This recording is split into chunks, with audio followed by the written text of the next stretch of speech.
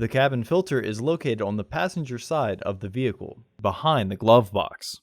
Open the glove box. Unhook the dampener arm. Push in on the sides of the glove box to release the stops and lower the glove box. Unclip both sides of the housing cover to remove it. Remove the old filter from the housing and clean out any debris inside. Insert your new AQ1102C filter into the housing, with its airflow indicating arrow pointing down. Reinstall the housing cover.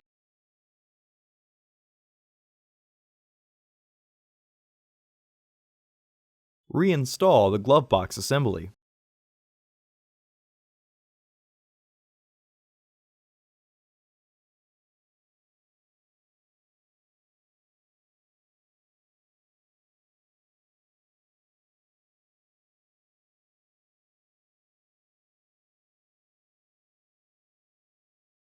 Hook the dampener arm back onto the glove box. Close the glove box.